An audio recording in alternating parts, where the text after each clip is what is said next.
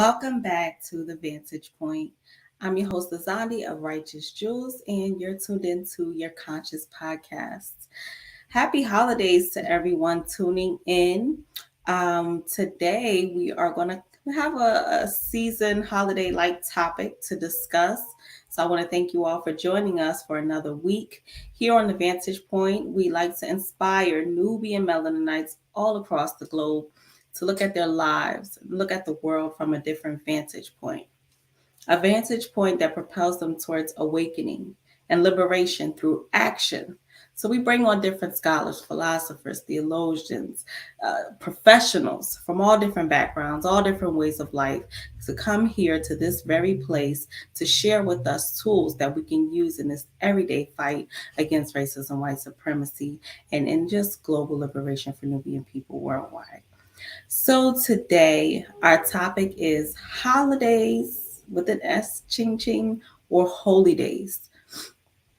And reports show that many Americans are beginning to leave religion altogether and choose not to claim any particular religion.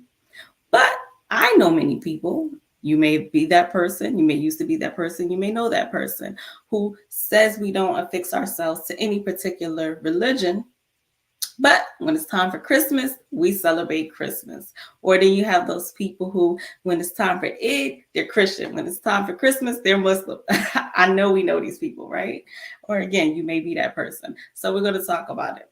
Now, Christmas, other people claim that religion still is a way to target the pockets of Americans, not just Americans, but we're talking about us today in a capitalistic way, right? Targeting the pockets of hardworking families. So Christmas is typically the largest economic stimulus for many nations around the world as sales increase dramatically in almost all retail areas during this time.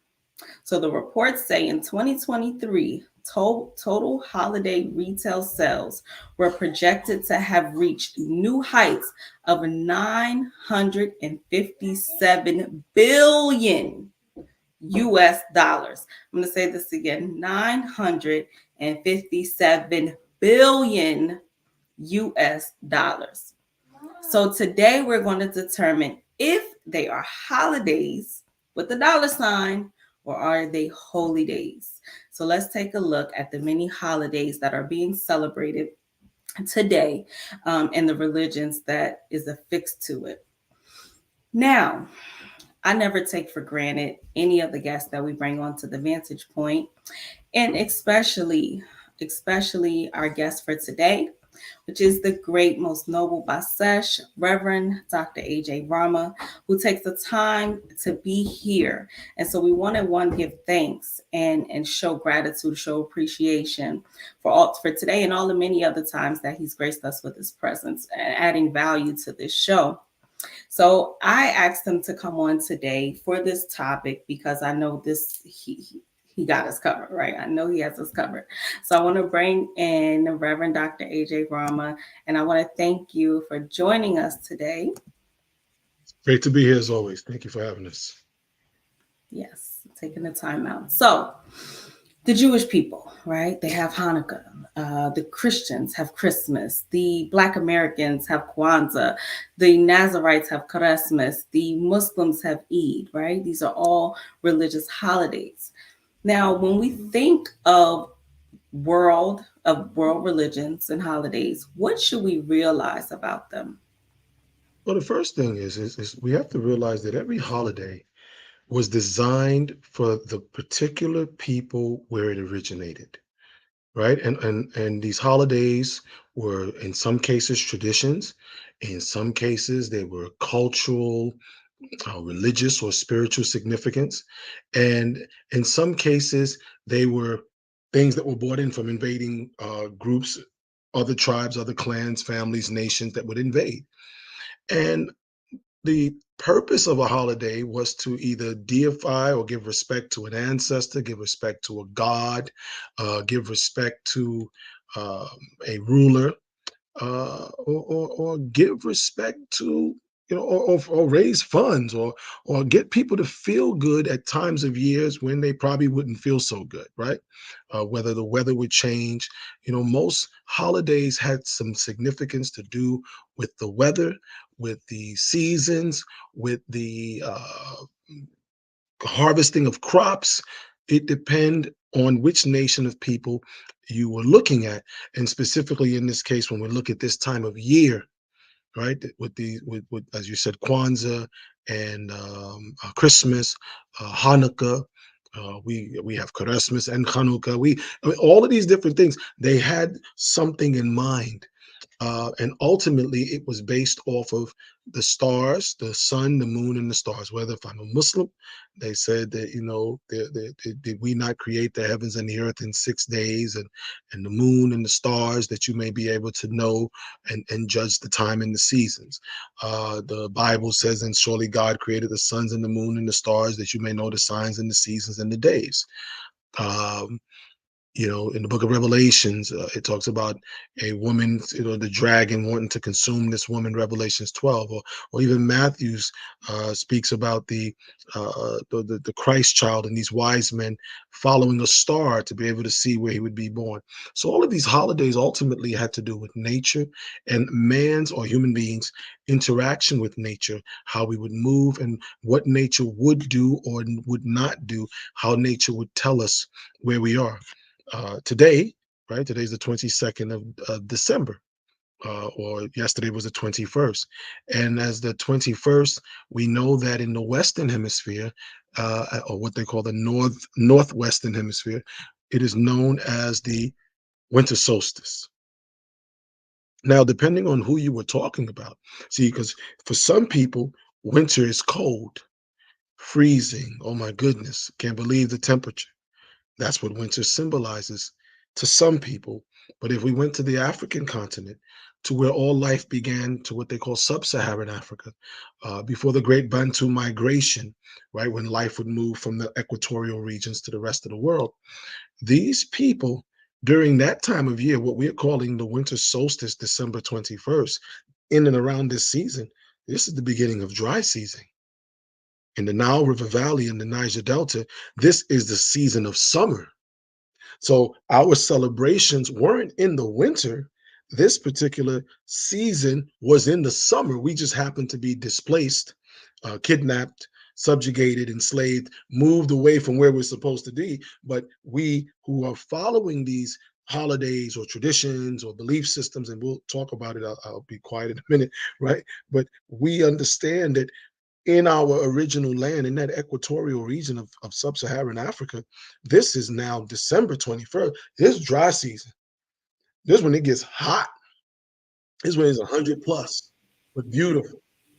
Nice breeze, certain time, depending on which city you're in, right? But if you're up in the mountains or different areas by the beach, this is our dry season, right? What they're calling summer, right? We call that rainy season. People who live in Florida understand what I'm talking about, because summer in Florida is hurricane season, and the hurricanes begin in sub-Saharan Africa, equatorial region, and they come across the Atlantic tides, and that's what causes the hurricanes in Florida, anywhere from June to the end of November. So the seasons and the holidays were not just created for Black people living in America, England, France, Portugal, wherever we've been kidnapped and taken to, or the Caribbean, but it were actually African holidays. So when we look to the origin of them, let's first know which group of people started on the planet first, and what conditions, different times of year, because right now we're following the Gregorian calendar, or the Julian calendar in this case, and following this calendar, they're basing it on what's winter in Italy, right? Where their Jesus or JC or Julius Caesar comes from. But we got to understand that they took and usurped that doctrine from the people from India, the land of sin, right? The Aryan branch, not the original Harappan civilization. And the original Harappan civilization, those were African people who migrated there out of the Great Bantu migration. So we need to understand what the original people and how did they observe these holidays. And with your help out, like, and your questions, I'd like to be able to cover some of that today. Yes, yes, we definitely want to cover that today because I want to know what does this holiday coming up, Christmas, have to do with us, especially in its origins. But we'll get there, right? What I want to know is, what do we fail to investigate?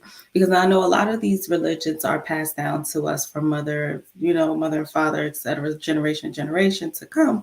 So what is it that we fail to investigate before we go into the details of how it originated? Well, it's very simple. We just failed to investigate everything, right? If I had been kidnapped by a person and held for 3 years and was rescued, the people who would rescue me, the police officers and the psychiatrists, psychologists, if I was a prisoner of war and was held as a prisoner of war in a prison, a POW camp, mistreated, abused, lied to, psychological things done to me, tortured. As soon as my rescuers would get me, they don't just rescue you and then shove you back into society and say, go get them. You've been rescued. No, there is a debrief, and then there's a working on the mind to get the mind to accept what has just happened to you. So that's the first thing, accepting it, right? Many of us as melanated people in this latter day, we struggle with accepting it. People say, what do you mean? Because we say stuff like, why we got to keep talking about racism? Why has it got to always be about black? Why has it got to always be about slavery? That's called suffering. That's what a person suffering from Stockholm syndrome says. Why do I have to keep discussing what has happened to me? If you just look up the symptoms of Stockholm syndrome, one of the problems or one of the things that's listed there is they don't want to talk about it. Any victim of any trauma, one of the main or difficult things that psychiatrists and counselors and psychologists struggle with their patients is getting the patient to open up and be willing to have a real conversation about said situation. Well, that's what's happening to Black people. We of the continent, Africa, we of the Caribbean, we of South America, we of America, the United States, we of England and France and Portugal and Spain and Italy and wherever we may be, in Germany, Russia even, and even in the Asian Pacific, we African people, melanated people, we are struggling with even having a conversation about what we're going through. We're afraid to offend the kidnapper. We're afraid to offend the family of the rapist. We're afraid to offend the family or the person who enslaved us, right? We don't want to offend anyone. And that's what the victims of Stockholm syndrome go through. So we've got to, and when they take that person through it, they also, once they can get them to accept, this is what happened to you. You was going to get ice cream one day by the river, or you was going down to catch some fish, and you had your nets and you had your spears, and you were fishing, or you were washing clothes, or you were farming, and some people came and they burnt your village, killed off people, raped, pillaged, and plundered, snatched you and took you, for those who were kidnapped or those who were already in the North America in these areas. You were living in these areas, and they came in, and as well as in the continent, and they colonized, and I'm using the word colonize, that's their word. They infiltrated, subjugated you, you follow, and put you underfoot. Now, once you can accept that, then the next phase is to get that person to now question everything the kidnapper, subjugator, enslaver, you follow, everything that they call themselves colonizers, but they don't really colonize anything, right? They're not making colonies. They're burning things to the ground. They're setting up their thing. But they come in, and we got to so question everything, literally everything. Presume everything that we have been taught by the European, by the so-called Arab of Arabia and the UAE and Jordan and Oman and Qatar, everything that the so-called people that are calling themselves Jews today, they call themselves, I can say so-called, but the Jews of today, the Levantine people, the Pope, you follow, the Greek Orthodox, everything that they've taught us, some of the Hindu Aryan groups, everything that they've taught us, some of the Buddhists and Confucius, other people have taken our stuff, enslaved us, because there was a slave trade, a Korean slave trade of African bodies, North and South. There was a Japanese slave trade of African bodies. There was a Chinese slave trade of African bodies. There was an Arab slave trade of African bodies. There was a European slave trade of African bodies. There was an Aryan Indian, not Black Indian, but Aryan East Indian slave trade of African people. Everybody sold Black bodies. So we can't trust nobody and nothing anybody says because this is we be. I can't trust nothing my kidnapper says. I've got to investigate everything. Every single thing must be investigated. And then when I do that, now I got a shot. Now I got a shot. Wow. Yes. Thank Well, you. Perhaps, if you don't mind, a part two. Everybody sold black bodies. I think we need to speak a little bit more about that. That's something a lot of people don't know about. My other question for you is, and it's kind of going back to what you originally said. Now we know that all sciences and things came out of ancient Africa. So what role did holidays play for original Melaninite cultures? well, holidays were celebrations. That's one, right? Birth ceremonies, marriages, things of that nature. Hmm. And holidays or holy days was also about keeping the psyche intact. That's why we were talking about Stockholm syndrome, right? When a person's either had amnesia or a person has had Stockholm syndrome, one of the things that psychiatrists will say or physicians is we've got to return them to a sense of normalcy. So, whenever in our original culture, before subjugation and infiltration and war and colonization, enslavement, and everything else, certain time of year, specifically this time of year, they knew that those living in sub Saharan Africa, we were moving into the dry season and dry season, everything was grown and food and the bees and the bugs and the this and everything was moving about. So it was a way of readjusting our bodies because we would just come out of rainy season. Anybody from equatorial Africa, when we have rainy season, it rains like sheets of rain. Anybody living in Florida knows. Anybody living in certain islands of the Caribbean knows rainy season. It ain't that sprinkle and an hour it stop. No, it rains for days, it slows down, and rains again for Yeah. days. But this is how the Nile and the Niger Delta got her waters or their waters. Mhm. So we had a time of year to recalibrate and prepare for the dry season, prepare for new life, prepare for getting crops in the ground because the ground had received all of the nutrients that it needed during that rainy season. So you got to get your stuff in the ground. So it was celebratory, but it was also a way of preparing because if you don't get your seeds in the ground at the beginning of dry season, you won't be able to harvest. Right. And this is for people living in areas that we had 3 seasons, we didn't have four. There were only 3 seasons originally, equatorial, sub Saharan Africa, areas of that nature. By the time we, as kidnapped victims and enslaved people who are suffering from Stockholm syndrome, by the time we get to remember who we are, we're now in a 4 season system.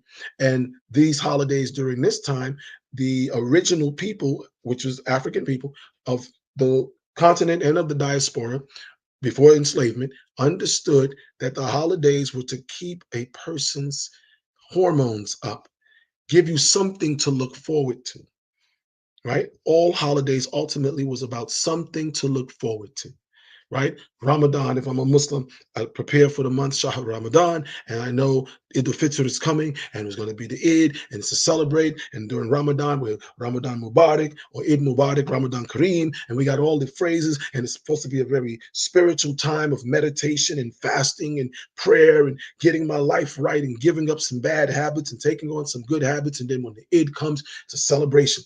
If I'm a Christian, we have this time of year from the autumnal equinox, which is in September ish, right? From that 21st of September, the autumnal equinox comes in. And that autumnal equinox is going to last for 3 months. We call it fall.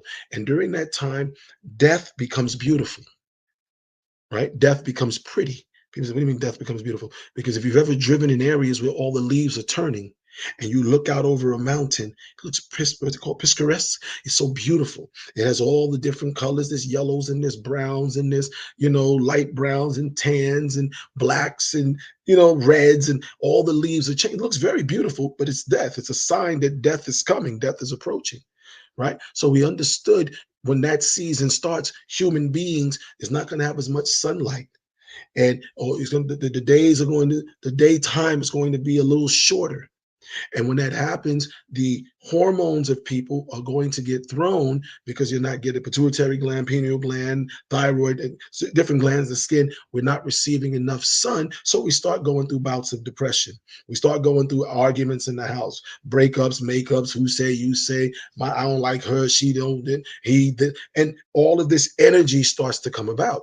So we understood that once that starts happening, we knew October, the businessmen, right, who were taking your African origins or your Caribbean origins, or your carnivals, your original things, because even in the islands they had carnival before Columbus in them. Now it hadn't become the festival of Bacchus that carnival throughout the islands has become today, where it's just sex, sex, and more sex, sleep with who you want, and grinding, and that wasn't what it was. They saw your original Jean Canu, they saw your original carnival in Brazil, in Jamaica, in Grenada, in San Salvador, El Salvador, all the way down Guatemala. If you go down into South America, these people, indigenous people, had that time of year where they understood. Because remember, the southern hemisphere below the equator, they're now in summer also.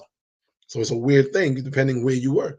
But they understood that people would start to go through bouts of depression, bouts of emotions. So they put holidays in those seasons where you would be depressed, or you could start feeling melancholy and, oh, why me, why put the holidays there. Now it gives you something to look forward to. So Halloween, keep everybody up, right? That's, you got to keep Europe up, got to keep America's up. Then after Halloween goes by, you follow that up. Thanksgiving, man, we're gonna eat like the world's coming to an end. Now you were saying in the introduction, the Muslims say they, but I know a lot of Christians who have Muslim families, and them Christians show up for the Eid because that food be good, Yep, I right? have some of those. I know a lot of Muslims who and put on and go see their Hmm. grandma, right? Only Hmm. thing like, your grandma, why you got, don't cook no pork. But they be right there at that table. They may Yep, they not say Happy Christmas, but that's your grandmother. Right? So everybody can pretend, but grandma's macaroni and cheese will make you come home for Thanksgiving and Christmas. So it That's right. keeps you up. Then you had what they're calling this Christmas season. Again, the economists of the countries understood this is a time when people are feeling down, give them something to look forward to. So October, sugar, sugar, sugar, Halloween, dress up, have a lot of fun.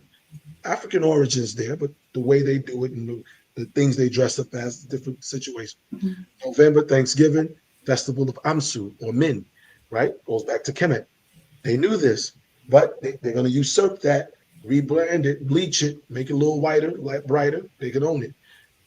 And then Christmas, they're going to align it. And because European Christianity comes from European Judaism, they were going to align it in a similar time of year. Okay. You follow? They were going to align it. So Hanukkah begins the festival of lights, Mhm. what the Jews call Hanukkah, right? They've begun their festival of lights, and they Mhm. have the menorah, and it's 9 candles, which they come from Kemet. And we'll talk about Mhm. that, Niger Delta culture. And Mhm. they're going to take that, and the Christians, where you had 9 candles of the menorah, the Christians took, and it becomes the branches of the Christmas tree with the lights that look like candle heads wrapped around the tree. So Mhm. you can see how the Yeah. one just becomes the other. And where there's 9 days of Hanukkah, right, which they get from the African Hanukkah, then the Christians say, well, we need 9 days, what we're going to call ours 12 days. And then they're going to follow lullaby 12 days of Christmas, and they're going to move that through. But there's an African origin of the 12 days of gift giving in the ancient Nile River Valley civilization. History is grabbing African culture, bleaching it to make it white, and then once it's white, it's right. And then erasing that from the memories of Africans, and now we're conflicted, right? Because we're the original Muslims, we're the original Christians, we're the original Hebrews, we are the original of everything. Because there was a point on earth where there was only black people. That's fact. Lucy didn't have no white sister, right? The bones of Lucy, they didn't say we found Lucy, Ethiopian or Kenyan woman, Authorempithecine and Kenyan Pithecine. They didn't say we found some white bones. They know where they found Neanderthal about 8,000 something years ago. Neanderthals from Europe, freezing, ice caps, frozen fingers, missing, all kind of eating each other, cannibalism. Meanwhile, we was in the equatorial Africa, sciences and math and things of that nature. So we've got to look at the holiday season that we're in and all other so-called holidays and see what are their original roots. Some will go back to Africa. Some is pagan. Some is European. They can have that. right? When you eat the blood pudding, that's European. You can have that one, right?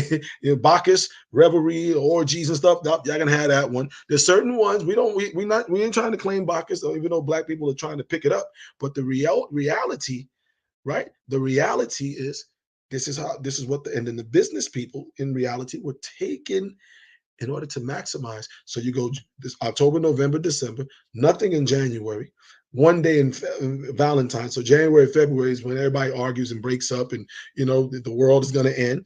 And then March, spring comes in again, and vernal equinox.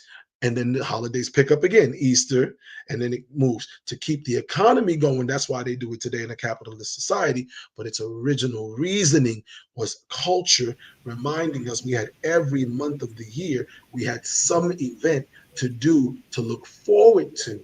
And we diaspora would pick that up and make sure every weekend after church or Big Mama's house we would gather. Family reunion every year, June, July, August, that's family reunion time. Every Christmas we gather around the table. These things, that's because that's the Africa in you. Mm.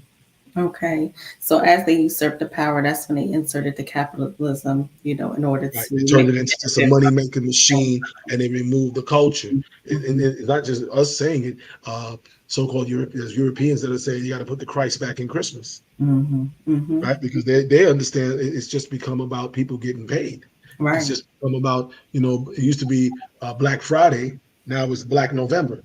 The whole Hmm. month of November has become about, selling goods, and it Hmm. has more significance. And so it's up to us to get these origins and make sure the next generation, the children, see the significance of it so they'll have a culture. Right.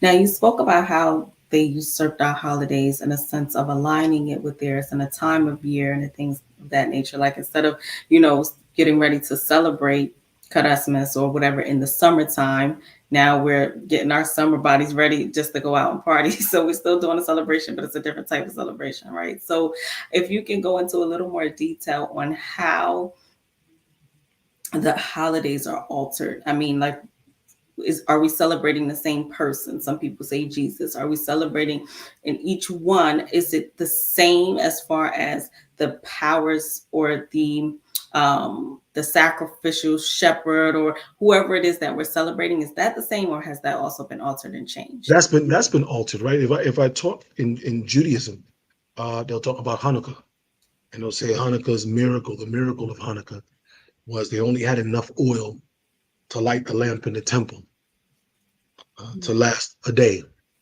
And the miracle was the oil lasted for 9 days. And I say it that way because it sounds, wow, you only had enough oil to last for one day, and the oil lasted for nine. And so if I hear that, I'm like, wow.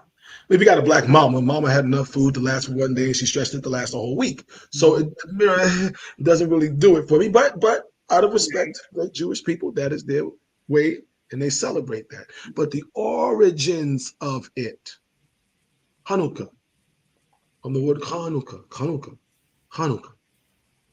right? The very materials to build the menorah that goes into the temple in Jerusalem. Where did it come from? Africa. The very ram's horn that's blown on the high holy night of Yom Kippur, or during the Pesach, Passover, or during Rosh Hashanah, the New Year, or Rosh Hashanah, or during Hanukkah. That ram's horn is from an African ram, the Nubian ram.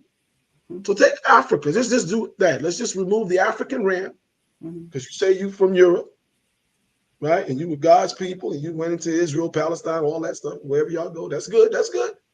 But you can't blow your ram's horn if there's not Africa. So give me my ram's horn. I want my ram's horn. I need my ram's horn. That's African. We're Ashanti. We're the original people, but you say we're not. So give us our ram horn. No more African horns. No more, no more, no more shofar. All right, we need the shofar. We need it back. Huh? The gold that you use for the menorah and the silver, we need that back. We need this back. We need it back.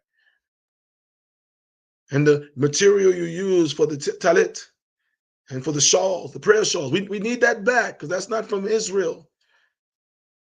Israel doesn't manufacture or get the raw materials. They might take the raw materials there and put it together, but We need our stuff back. Ultimately, and again, I'm not saying it in disrespect, but truth sometimes seems disrespectful. Lying seems respectful. It's really a weird situation, right? But if we take the world as it is today, we have to accept that we, black people, had a way of life, had a culture. So when they say Hanukkah, we know it's Hanukkah, but it was a festival of lights based off of the city of light called Chiminu, which they would call Hermopolis, the Greeks and the Alexandrians. They would call Hermopolis, but Hermopolis was called the city of lights. In fact, they have a city, right, that they talk about, this city of lights.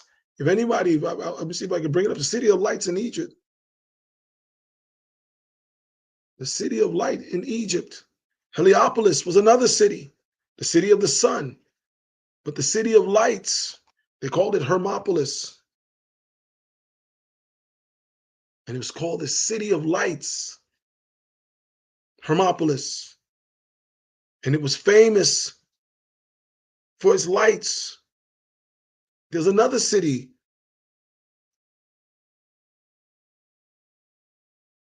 or the Temple of Light, they called Dendera, and in this Dendera temple, they had 9 pillars, and these 9 pillars in original African culture, these 9 pillars were what?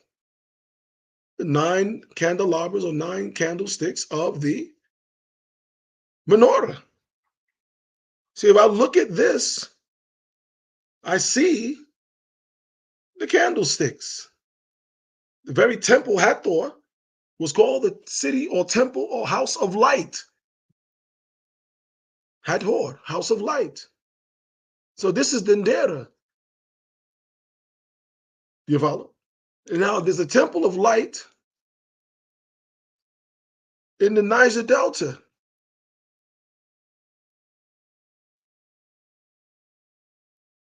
In the Niger Delta, they have a place called the Lightning Temple, the Temple of Light. Mm, okay. You see? Yes. And they had candles and things of that nature. They don't want us to know it. They don't want us to talk about it. But it was an African origin. We had this system. And these candles, we had 9 in these different colors. We're talking about the rainbow.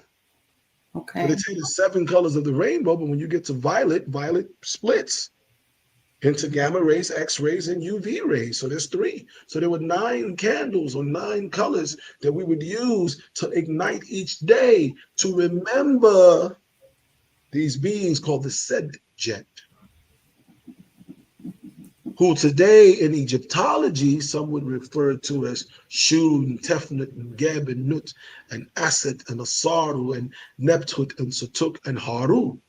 They were called the Sedjet, right? Which some would call you had the Enads, which was the Ogdad, and you had the Sedjet, which they would change and call all these other names. But these original story of us igniting ourselves because you were the temple of God and you went to the great Kanisa or house of Hathor, our name means house of light, to receive illumination.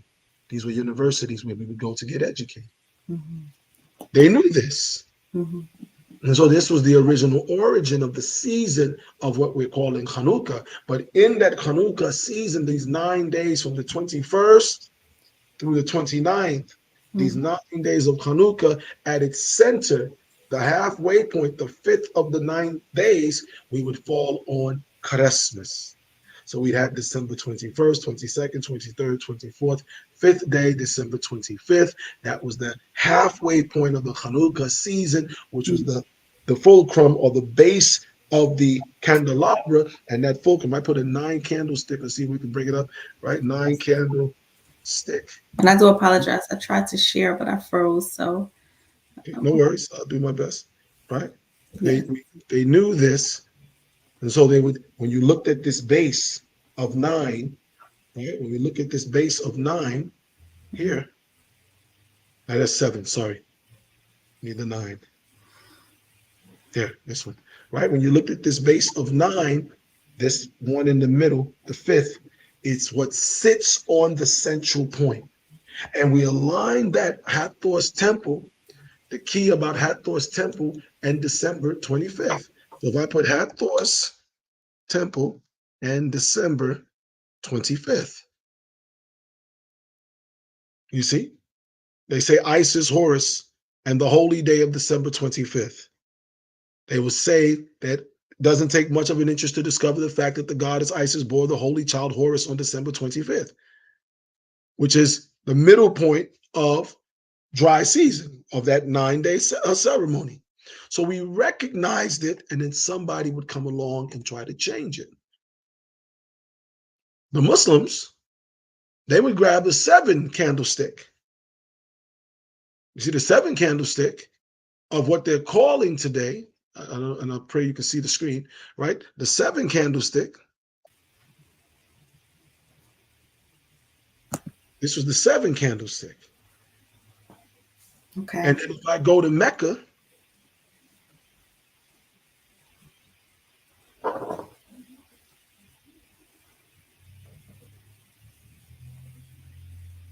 and I said Mecca has how many minarets, you see? And at night, if you were to look at the minarets that are around the Kaaba at night, there are 7. Hmm. These are minarets. The word minar, min from nar, fire, flame, candle, ret, the mother of ray, minaret. So they're calling it a minaret, and the Jews are calling it a menorah, and the word menorah and the word minaret, same word. Hmm. One is menorah, and they say Ra is an Egyptian god. We know that's not the right name, but we'll go with it. And the other one calls it a minaret, and Ret is the wife or mother of Ra, right in front of us. Now, at night, the minarets around the Kaaba at night look like the 7 golden candlesticks when they're lit up. See? So these were African cosmology and theology. These were African people, the original Muslims of Mecca, the original Jews of Palestine, Israel region, the original Christians before the Romans bastardized it. And so we put in our architecture wherever we went, we put these iconography, these forms, and we put it in the language to hide it so we knew the day would come when our children, you and me, would wake up and or begin to wake up and start going, wait a minute, you're looking at the 7 candlesticks. You follow? The 7 menorahs around the Kaaba Yes. and 7 candlesticks. And you see, that's what we're looking at, the lighthouse. We're looking at the 7 candlesticks. So the book of Revelations, if they say John said, I saw an angel in the midst of 7 candles, that angel is standing somewhere that's surrounded by these menorah. Now, some people may not like what I'm saying. They're gonna get mad, want to fight. I get it. I get it because it seems like I'm attacking, but I'm not. I'm trying to educate. And as I always say to people, if you don't like what I'm saying, just change the channel. Ain't no sense being you get your blood pressure worked up over me. But ultimately, if you choose to stay in the conversation, when we look at these things, we are looking at architecture. See, the architecture of a people tell a story. Yes. The architecture of a people tell a story. When I go throughout England and I see gargoyles and you know what I'm saying, all kind of demons, gargoyles all around Europe, right? I'm bringing it up. Mm-hmm. Gargoyles in European architecture. Now, if we say gargoyles are demons, and I start traveling around Europe and I see gargoyles everywhere I go, it lets me know the mentality of the people whose land that I'm in. Okay. Right? This tells a Yeah. story. This So thing looking like the predator. This looks yes. like the predator, right? Yes, it This looks does. like the predator. I mean, not the predator. What's the other one? Alien. Alien. Sigourney Yeah. Weaver.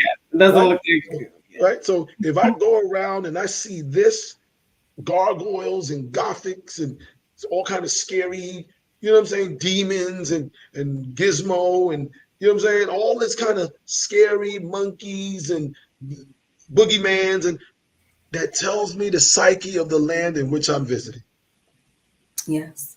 right? Because we don't have this around in our lands. When I look at Native American architecture, right? If I look at Native American iconography, I see symbols that have to do with life, huh? Hmm. Hmm.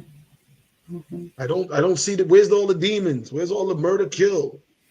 We Right. don't see that. We see the totem poles. If we see totem poles,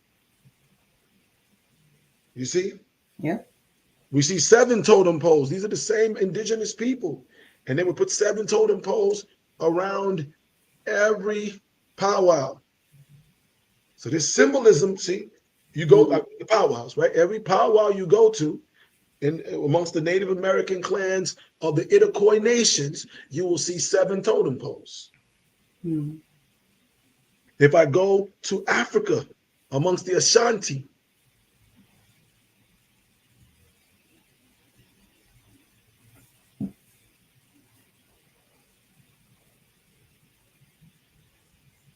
you will see the totems again Mm. placed around the Oyoko, the king, the ruler. You will see these placed in specific people. If I go amongst the Mandinka, or Mandingo, as some falsely call us, right? Amongst the Mandingo, you will see we have totem, Mm. and we call them the 7 totem mask, Mm. and they're placed around. And these ain't demons; these are animals in nature that we use. The tribal mask. If I Mm. go amongst the Zulu, you will find the Zulu have the totem mask. Now, people aren't familiar. Some people, I'm sorry, with the totem mask, or when you say we have animals that we use, what does that mean and why? Why would you need to use animals? Well, very simple. We understood not that we were worshiping animals, you see, is that these are the Zulus, and this is their crowds, and you'll see these totems, you see, and they built theirs always with 7 inside every crowd. There was 7 houses. This is the Mm-hmm. way they were built. This is their architecture. Mm-hmm. Now, why did we do that? Because we understood that human beings have an animal nature. Mm-hmm. And that animal nature is affected like every other animal by nature. We're in the time of year when nature is saying it is hibernation time. All Mm-hmm. the Bears are packing it up, except for the football player Bears. But I think they're packing it up too. They make the pleasant Right. standing, right? Shout out to the Bear fans. I'm not one, but it's funny, right? Uh, they knew a certain time of year these animals would hibernate, or these animals would come out. And during these seasons, these were the strong animals. The bear is strong, except during winter because he sleeps. But during winter, the wolf, the coyote, has the power. Okay. During the dry season or spring and summer, the bear has the power. So this symbolized power and it signified in us a nature. This time of year, it's cold outside, hibernate. Today, we do the same thing. Everybody's inside, huddled up around the TV, doing things at home, right? Mm-hmm. European society took it from you and say, sly as a fox, cunning as a serpent, crafty as a snake, Mm-hmm. snake in the grass, crabs in the bucket. Why do we keep grabbing all these animals and urchins, right? Sea urchins, crabs in the bucket. We call little people shrimps. Mm-hmm.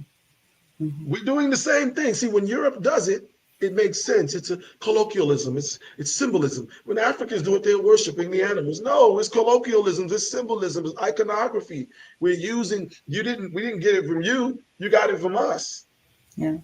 We understood that the dog of Anubu, the dog mask was not to worship the dog, it was to symbolize the sense of death, because dogs sense death. You hear a bunch of dogs howling, either in heat, Mm-hmm. trying to get to that female that's in heat, or someone's about to have some trouble tonight.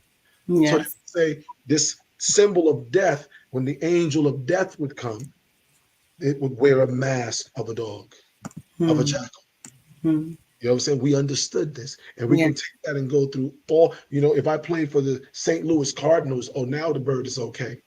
If I play for the Baltimore Ravens, oh, now it's okay. If I play for Um, who else uses animals? The Chicago Bears. Oh, now Mm-hmm. it's okay. The Florida Gators. Oh, now it's okay. But if I say, well, we had a University of Sobek, and at the University of Sobek, they wore the crocodile mask. All of a sudden, we're worshiping the crocodile. No, these are universities. We had mascots. You got mascots. Why is it when we as African people have it, it's a cult when they have it? Yes, it's You know, on us it's ugly, on them it's beautiful. With us it's pagan cult. With them it's high society intelligence. When we in Africa, those of my family members in West Africa who eat what's the thing called snail. mm, Oh my God, y'all eat snail. Oh my goodness. But then the rich go, can I get some escargot? What the hell is escargot? snail. Yeah, that's what it is. Escargot, snail. So if I say escargot, oh, escargot, what is that? Mhm. Something very expensive. Fancy. It's fancy. You're rich if you eat escargot. Yeah. Rich person. But if you eat snail, and I'm gonna pull it up because I want people to see it. This is how it works when it comes to black people. Everything black is bad. And I'm not saying eat snail. I'm just saying when we do, those who eat it, this is Mm-hmm. escargot. Mm-hmm. This is the price of escargot. Mm. All right, look at the price of escargot. We just look at the price. Now that's 5-star dining. Right, That's 148 pounds. That's about $200. No, about 200 and about 225, $230 for a mm, plate of snail. see. Right? But if I say snail eaten in Africa, Mm-hmm. the giant snail. Oh, man, them Africans, look at this. Oh, look at Right. this lady. She's holding in her hand right now. Same thing. She's holding $250 worth of snail. Mm. But in her hand, oh, it's ugly. It's pagan. But in the white lady's chef hand, you see, if I put escargot with a chef, you see, in their hand, oh, it's escargot. That's cargo. But if I put African snails eaten, if we do that, see, in her hands, it's pagan, cult. Oh my God, I can't believe they're eating that. And I know this to be true because I know a lot of people like, no, I want to go to a 5-star. You know, that's where the rich people, that's where they eat. Yeah. That's where they eat. But then the second you say, hey, look, try this African dish. Nah, because you know them African. Oh, yeah, it smells funny. But it's the same thing. So, Not just it's the same thing.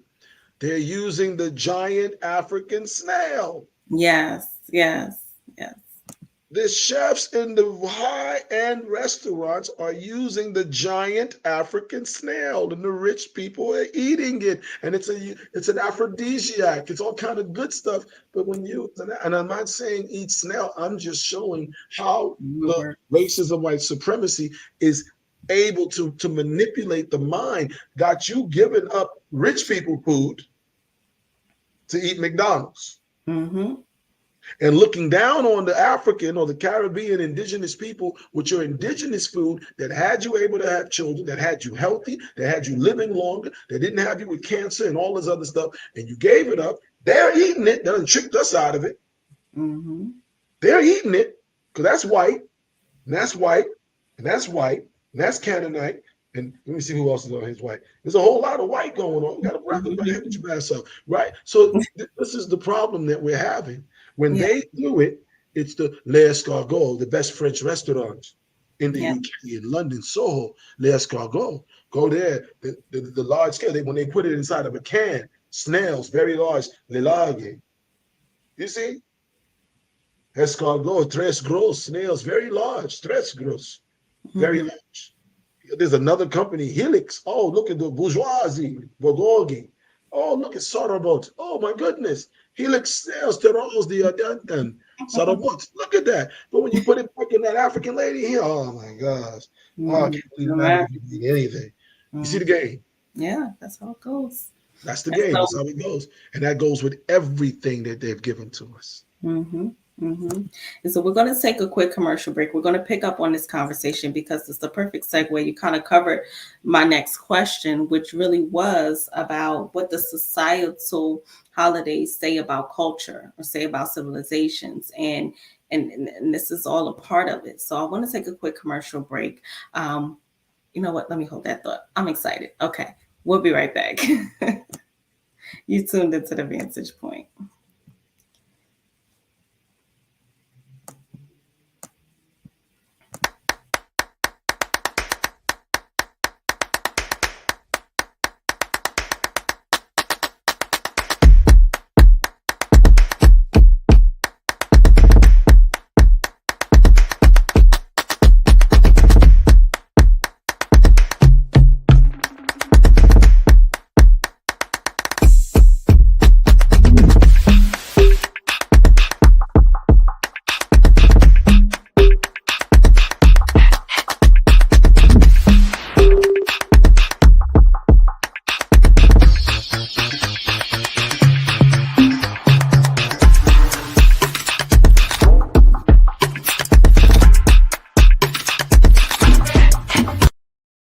Right now, get conscious news every month. Stay up to date with the Cryptic Revealer. Every month, you can expect conscious perspectives, balanced advice, inspirational stories, together with provoking discussions on every topic. Read and enjoy a magazine that goes beyond and above the scenes. What you waiting for? Start your collection now. This full color magazine for just $3 US. You can get it as a PDF to read on the go or as a physical copy to read in the comfort of your homes. Stacking too high? Don't throw it. You can leave it at the train stations, barber salons, taxis, buses, cafes. Someone will need it. The Cryptic Revealer at www.journeyhomegroup.com.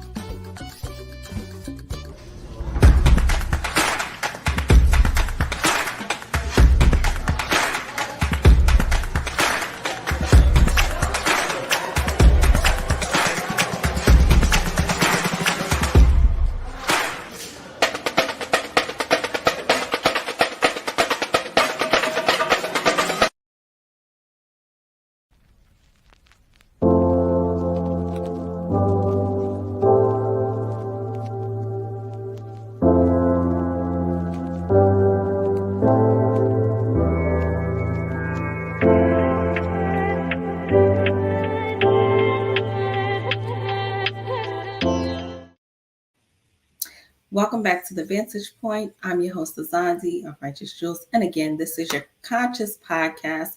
We have with us today, again, the great Basesh, Reverend Dr. AJ Brahma. We're going to bring you back on the screen. And thank you for all this great information, the jewels that you're dropping today. I want to pick up the conversation. And one of the things before we kind of went into the food and the other parts of the culture with the totem poles, etc., you mentioned the candles. And when I look at the candles, sometimes what I see is the seats of the body. But for religious, the holidays, they may say, no, that has nothing to do with it. Well, And I don't know, I can be totally wrong, but does that have anything to do with it? Does that have something to do with culture? And what do they say about culture and about civilizations? well, again, when you went in ancient Kemet, right? We that were the original Christians called Christians, Nazarites. We that were the original Muslims called Ansarullah. We were the original Hebrews called Nazarene.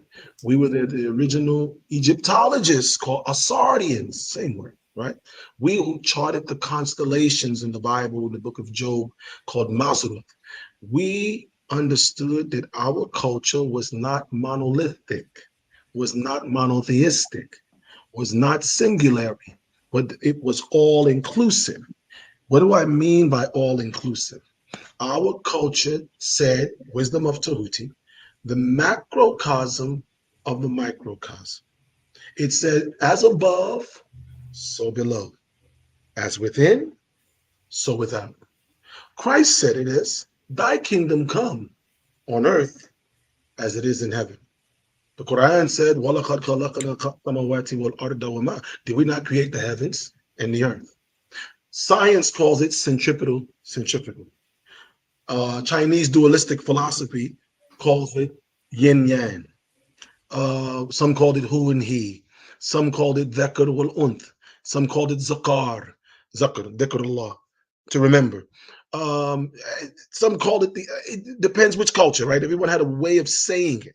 But all of them understood that the blueprint, the fingerprint, the imprint, the black print of sustainer, creator, God, Allah, Adonai, Yahweh, Elohim, Anunnaki, Nataru, Nesdiru, everybody got a name, right? Kachina, Ginwin, Shushuki, Umari, Thunderbirds, Ilikbari, Malakat Bahari, all of these things, all that, wherever you came from, there was a divine imprint, a blueprint that was within every piece of creation based off of the originator, the origins of that said creation. So whatever was happening in nature affected human beings, thus was happening in human beings.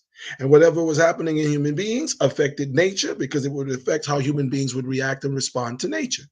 Whatever's happening on the planet is affecting all the inhabitants of the planet, and the planet is being affected by the moon pulling on its tides, and the sun, solar flares, and radiation, and everything else, and ozone layer. And whatever's happening to the sun is affected by the 9 bodies and how they rotate in this solar system and how this solar system moves around the galaxy.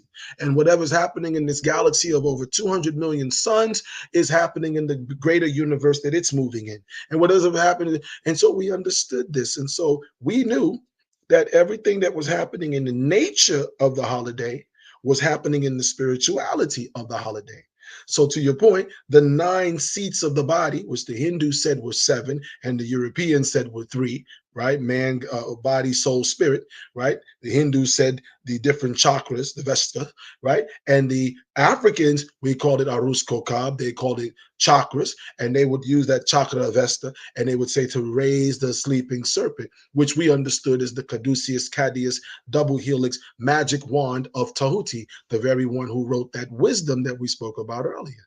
So in that original theology, yes, everything that we look at as a religious practice of lighting candles can also be looked upon as igniting at the house of light in initiation, igniting the seats of you. So each night today, when we light, this is day 2, when we light the candle, we first say a supplication based upon that. And if I can just bring it up on the phone real quick so I can read it, right? We would look at, let's say, the first night, yes? And on that first night, we would let me see. Did I? Yes, I did. Right? It's here. So on that first night, we would take, okay, here. And day 1, we would say this ritual blessing, and the prayer would be said by the mother and father and the children.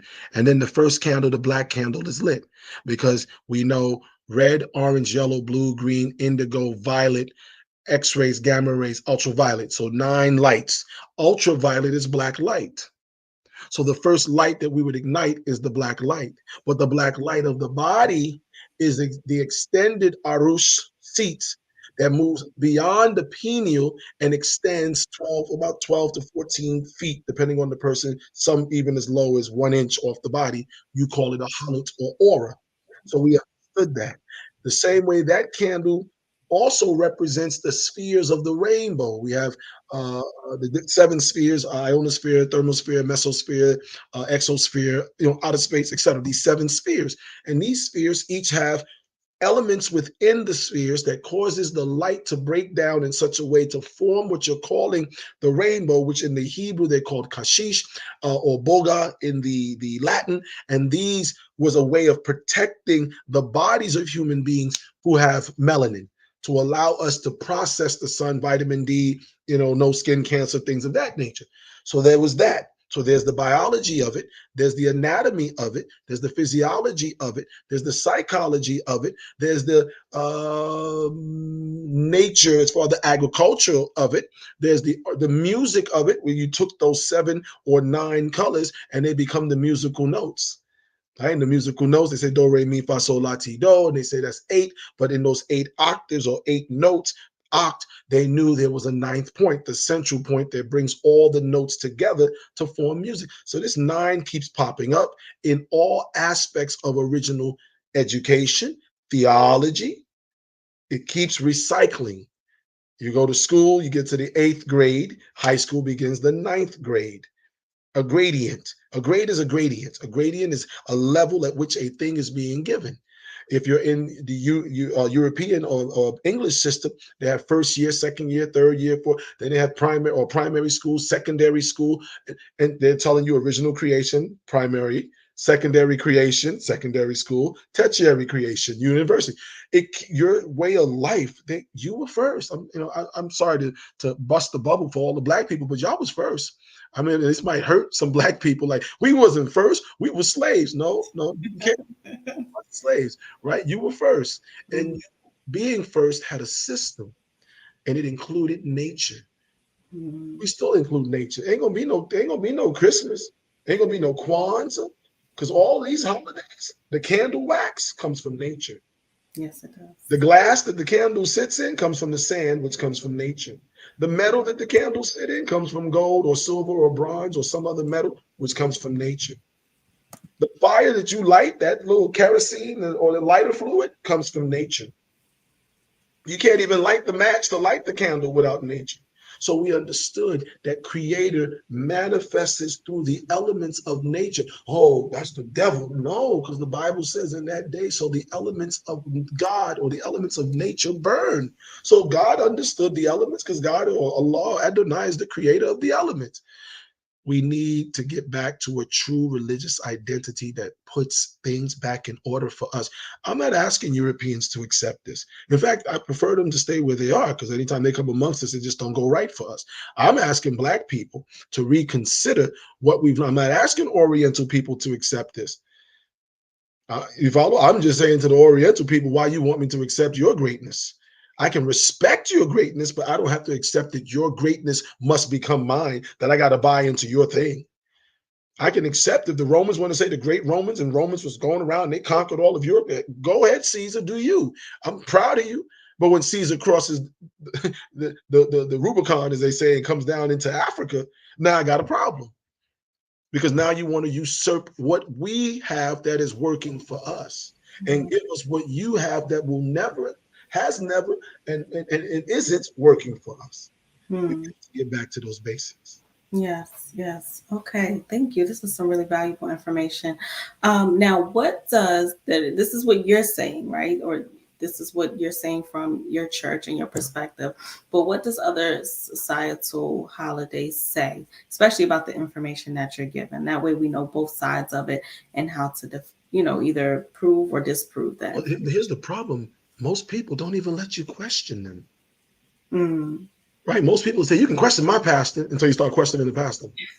You can question my imam until you start questioning the imam. Everybody says you can question until the questions begin. That's Then true. they try to call you out. You're the devil. You're shaitan. You're the stock for the law. Kill him, stone him, and all this the craziness. But ultimately, very few.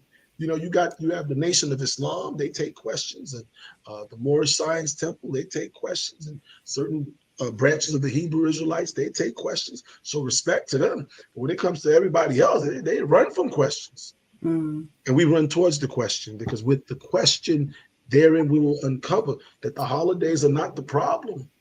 Is that they've been bleached, they've been Arabicized. Ramadan ain't the problem. Is that the Sauds want to control it and monopolize it and monetize it for themselves. That is my problem. Mm. You follow? Yeah. Purim is not Purim. What's the other? Pesach, Passover. It's not the problem. We know what the Passover is. The original Passover. When we have to get them Hyksos out of our land, it says Moses led them out by their armies. Well, Mm-hmm. no problem with that. But when you take it and make it something that's Levantine, the people from the Levant, the people from the Caucasus, the people from the Khazardia, and you tell us that these are the chosen people, now I got a problem. Because my question is chosen by who? Well, chosen by God. Who's God? Because Right. the black Obatala didn't choose you. Yemeya didn't choose you. Ogun didn't choose. Oh, those are pagans. No, those are Africans. Right. Hmm? The Yeah. great, the Kachina. of the Hopi and the Navajo didn't choose you as chosen. Because to the Navajo, to Kachina chose Navajo. Kachina chose Hopi. Mm. Yeah? The Malaikat Bahri, the river angels chose Nubia, Namos. Huh? The lawgivers chose the great Dogon.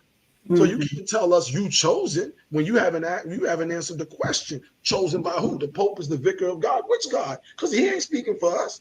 Mm-hmm. He over there with boys, messing with boys and girls and babies and toads and roads and dogs and cats. You ain't speaking for mine. And if I say that again, it sounds disrespectful. It Yeah. sounds like a problem, but it's not disrespectful. It's disrespectful for you. If you in Europe want to sleep with little boys and that's your thing, and you doing it to European boys, that is between you and them people. But when you come to melanated land, to indigenous people, and you try to sell that crap, I got to step up and say, no, not here. Why? Because I got children. Yes, that part. And Yeah. I'd be damned if you're gonna hurt one of my children. I'm gonna pray for you. I'm gonna pray on you, Prey. We're gonna have some praying. That's the only prayer we're gonna have. And so it's important. The religions, most people don't want to answer the question. Mm. So melanated people have to turn back to who we are. We're not pagans. We are the original everything. We Mm. are the original Yoruba and the original Igbo and the original Hausa and the original Mandinka and the original Fulani and the original Tinanjani and Tuareg. We're the original Kachina. We're the original Hopi, the Navajo, the Cherokee, the Mandan, the Iroquois, the Washita, whatever. We're the original of San Salvador, El Salvador, Bolivia, Ecuador, Argentina, that they've bleached. So it's a hard one to sell today because it looks white, white, white. But all of these places were all melanin before Columbus and Leif Erikson, Ponce de Leon, and Lewis and Clark, all this crap that glorifies white invasion and colonization of melanated people. Before that, it looked like you and me. Mm-hmm. And the only time we saw a white person before that point was when we died. If you saw a dead black man, you knew he was dead. He's white. He's white. He looked white. He dead. He's either dead or close to it. Death is like tapping that door. Let me in. You follow? So I got to say it that way. This is the reality we face. We have to decide, black people, African people, indigenous people, people of the diaspora, people in Brazil, Ecuador, San Salvador, El Salvador, Bolivia, Colombia, people in Puerto Rico, people in Sao Tome, people in New York, Philly, DC, Connecticut, people in London, black people, wherever, Africa, all around the continent, wherever we may be, we need an African cosmology. We need an African theology. We need African medicine, right? African medicine is bush medicine. Mm-hmm. When the Africans took what's the thing called corn hair, Mm-hmm. the Africans were using corn silk, what you call corn silk. Traditionally, that's not me now, because they're gonna say, oh, I don't know how you know he's saying it's true. Well, we Africans, you know, the pagan people, you black folk, you use corn silk as herbal remedies for a variety of illnesses in traditional medicine. Mm-hmm. It was used to treat prostate problems. Corn Mm-hmm. silk. Yes. But when you did it, oh, and I got to say that because Europe didn't grow corn. Mm-hmm. So they couldn't have been the first to use corn silk because they didn't grow corn. Mm-hmm.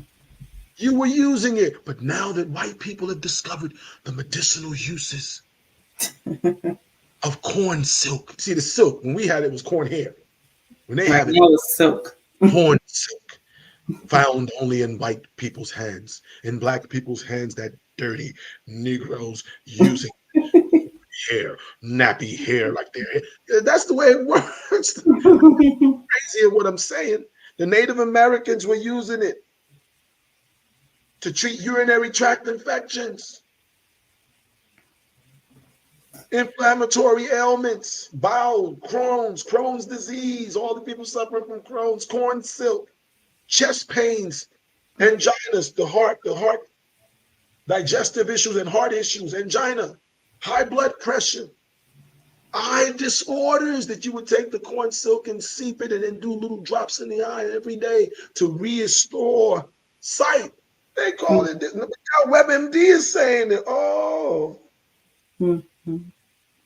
Nigeria, Guardian Nigeria News, corn silk cures for kidney failure. People with kidney failure in Africa have been and are using corn silk to treat cystic edema, kidney stones, diuretic, prostate disorder. Oh, Mm, but they say no, that's pagan. Throw it away and let's mm, go grab some pill the guy gives us, and the pill gonna take care of the kidney stone and shut down the liver. mm, mm. Fix the Wow. liver, make the spleen no good. Work on the spleen, but the pancreas dies. Mm, But this is what happens when scripture says, my people suffer for lack of knowledge. mm. We got to decide we want to know. And if we want to know, then we got to find those people that look like us who know. And when we find those who look like us who know, we got to question them to make sure that what they say they know, they actually know. She know. Right? Analyze, scrutinize, dig. I tell people, dig deep, go all in with me. But when you finish with me, do the same to everybody else. That's the only thing I have a problem with. When it comes to me, I get asked a million questions. When it comes to the other guys, they get asked one question, and everybody, oh, go ahead, brother. That brother deep. Yeah. Deep. So, That patty back give a dog a bone, and he's deep. What the? Anyway. okay, so two quick last questions. These are quick just for fun for you. So, because of what the holidays have done or what they become and people think of them, do you get holiday gifts or do people say, oh Hell no, some yeah. people. Listen, we got Children's Day, right? Because okay, let's be real, right? I grew up in an Islamic community, right? Mm-hmm. Grew up in a Catholic household, joined an organization at age 12, and spent the rest of most of my adult life there. And kids raised as Muslims, and for the most part, was very repressed. Not that Islam was repressed, but just live. It's nothing to look forward to. You look forward, you got to starve 30 days. Nothing wrong with fasting. I love me some Ramadan, but you got to starve 30 days to get a gift. That's wonderful for me as an adult. But my 2-year-old, like, don't worry, I got you. Once we finish this fast, now we're not gonna eat. But at the end of us not eating, that for a child, it doesn't speak to the mind of a child. Right. And then they got to go to school, or they got to be in a society where the TV comes on, or they're walking down the street and they see people and they're having fun. So we were taught we got to have something that works. So Hanukkah, that's a religious. Mm-hmm. Yes. Christmas, that's the halfway point of Hanukkah. Then Children's Day, a day to celebrate children. Ain't no white man called Santa Claus. Ain't no reindeer, and if there is, Daddy shot him because we having deer meat, right?